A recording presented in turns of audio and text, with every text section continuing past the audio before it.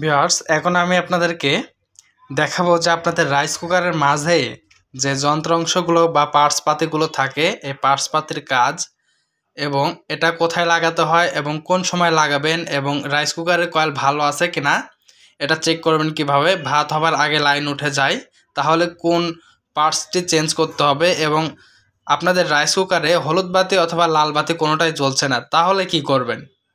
তো সকল সমস্যার সমাধান আজকে আপনাদেরকে সার্ভিসিং দেখাবো। তো বর্তমানে আমার এখানে দুইটা কয়েল দেখতে পারতেছেন, এটা হচ্ছে রাইস কুকার কয়েল, 1 রাইস কুকারের কয়েল। তো এখানে বেশ কিছু পার্টস পাতি রয়েছে। তো প্রথমত আমি বলবো আপনাদের রাইস কুকারের কয়েলটা কিভাবে চেক করবেন। যেমন এটা হচ্ছে আমাদের রাইস কুকারের কয়েল, কয়েলটা বাঁকা হয়ে গিয়েছে কিনা এটা চেক করার জন্য আপনার প্রত্যেকটা সাইডে আপনাদের রাইস কুকারের কয়েলটা ঘুরিয়ে ঘুরিয়ে বাঁকা হয়েছে কিনা অথবা ডেবে কিনা, উঁচু হয় না।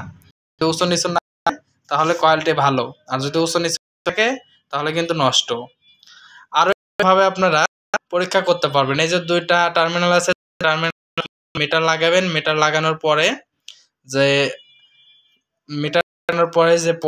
শো করে 45 থেকে 55 মধ্যে যদি তাহলে কয়েলটি ভালো আছে, আর যদি 45 থেকে 55 মধ্যে যদি না থাকে তাহলে অবশ্যই কয়েলটি নষ্ট। কয়েলের যে সিঁড়িগুলো রয়েছে, যেগুলো আসলে হিট বের হয়, এই কয়েলের মাঝখানে কোথাও ফাটা আছে কিনা।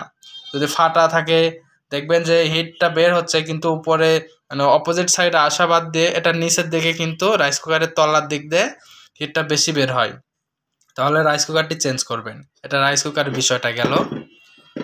তো অনেক সময় আছে ভাত হবার আগে লাইনটা উঠে যায়, বারবার দেখবেন যে ভাত হবার আগে লাইনটা উঠে যাচ্ছে। এটা হচ্ছে ম্যাগনেট কয়েল বা ম্যাগনেট সুইচ বলে থাকে অনেকেই। এই ম্যাগনেট কয়েলটি চেঞ্জ করতে হবে।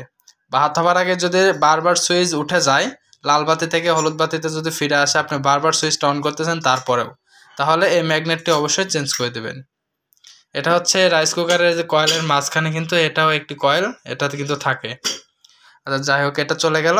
এখন বর্তমানে আমাদের ভাত হওয়ার আগে যদি বারবার লাইনটা উঠে যায়, তো সেই ক্ষেত্রে যে একটা সুইচ আছে, বেশিরভাগ কিন্তু ম্যাগনেটের সমস্যা হয়। আর যদি আপনাদের রাইস কুকারের মধ্যে যদি এই ধরনের সুইচ থাকে, তাহলে ম্যাগনেট চেঞ্জ করার পরেও যদি না হয়, তাহলে অবশ্যই এই কালো সুইচটি চেঞ্জ করে দেবেন। তাহলে কিন্তু আপনাদের এই সমস্যা কিন্তু সমাধান হবে। এটা 2 লেগ এবং এখানে কিন্তু লেগ 3টা রয়েছে বা টার্মিনাল। এটা 2টা টার্মিনালও হয়, এটা 3টা টার্মিনালও হয়। আপনাদেরটার মধ্যে কোনটা আছে এটা কমেন্ট করে জানিয়ে দেবেন। এই 2টা গেল। আর 3 নম্বরে যদি আপনাদের এই ধরনের যদি সুইচ থাকে, তাহলে কিন্তু আপনাদের ম্যাগনেটটা অবশ্যই চেঞ্জ করে দেবেন, তাহলে ম্যাগনেটের সমস্যা। কারণ এটা হচ্ছে পাতি সুইচ, এটা কোনো অ্যানালগভাবে কাজ করে না, মানে এটা হচ্ছে অটোমেটিক কাজ করে না। তো এটা যদি থাকে তাহলে আপনাদের এই ম্যাগনেটটা সরাসরি নির্ভাবনে চেঞ্জ করুন। এটা হচ্ছে আমাদের হাই রেজিস্ট্রেশন কয়েল, যা ভাতকে দীর্ঘ সময় ধরে গরম রাখে। অর্থাৎ আমরা দেখি যে আমাদের এই যে প্লাগ ইন, যেটা আমরা সরাসরি যদি আমরা কারেন্টে দিয়ে থাকি, ভাত হয়ে গেছে, তখন হলুদ বাতি অনেকক্ষণ জ্বলে থাকে।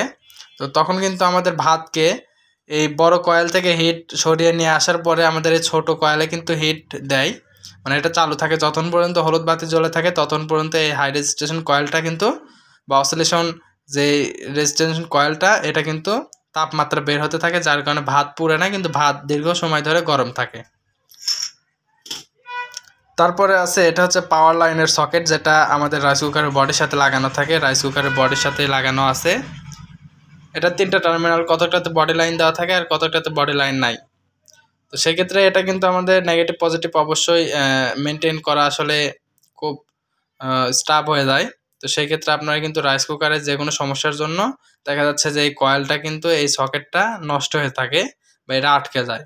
তো এটার নাম হচ্ছে সকেট। তো সকেটটা চেঞ্জ করে দেবেন যদি কখনো যদি এটা টার্মিনালগুলো নষ্ট হয়ে যায় বা পুড়ে যায়। তারপর আমাদের হলুদ বাতি এবং লাল বাতি রাইস কুকারে কোনোটাই জ্বলে না। তার মানে আমাদের এই যে এই ধরনের দেখবেন যে একটা ফিউজ আছে, যে ফিউজটা মূলত এই যে হিট টিউব বা হিট টিউব কেবলস এটার মধ্যে কিন্তু দেওয়া থাকে। তো এটা 20 অ্যাম্পিয়ার হয়ে থাকে, 10-এর হয়ে থাকে, 15 অ্যাম্পিয়ার হয়ে থাকে। তো আপনাদের যেটা লাগানো থাকবে ঠিক এটাই লাগাবেন, বা একটু বেশি লাগালেও সমস্যা নাই।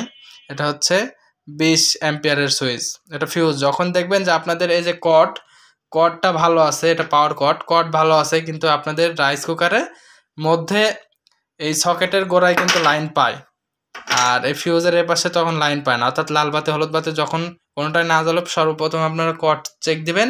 যদি কর্ড ভালো থাকে তাহলে কিন্তু এই দেখবেন যে এই ধরনের একটা ফিউজ থাকে, ফিউজটা চেঞ্জ করে দিবেন। তারপরে এটা হচ্ছে হিট টিউব, যেন এই ফিউজগুলো এটা রাইস কুকারের বডির সাথে সংযুক্ত হয়ে যেন কারেন্ট না হয়ে যায় বা বডি শক না করে, এই ক্ষেত্রে হিট টিউব ব্যবহার করতে হয়।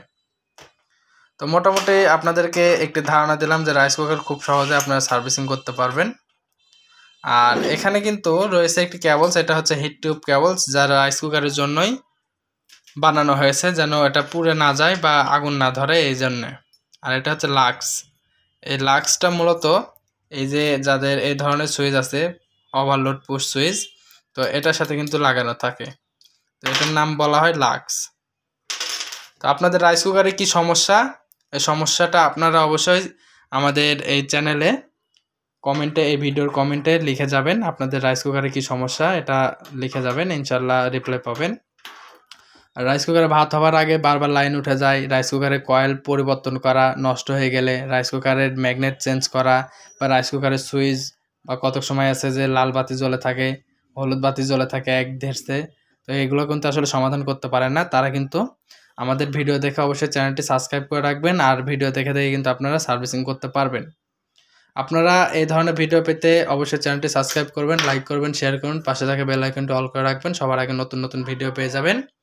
আর রাইস কুকার কিন্তু ভালো মানের, এটা কিন্তু অনেক ভালো মানের রাইস কুকার, 1000 ওয়াটের কয়েল, 220 ভোল্টের। তো এগুলো আসলে আমরা নিয়মিত রাইস কুকারে যে কোনো সমস্যার সমাধান করে থাকি, তাই রাইস কুকারের বিভিন্ন সমস্যা নিয়ে ভিডিও বানানো আছে, আপনারা অবশ্যই যে দেখে আসবেন। অন্যদেরকে দেখানোর সুযোগ করার জন্য অবশ্যই চ্যানেলটি সাবস্ক্রাইব করবেন এবং দেখানোর জন্য শেয়ার করে রাখবেন। আর আপনার প্রয়োজনে টাইমলাইনে রাখতে পারেন আমাদের এই ভিডিওটি। তো ভালো লাগলে অবশ্যই চ্যানেলটি সাবস্ক্রাইব করুন। ধন্যবাদ।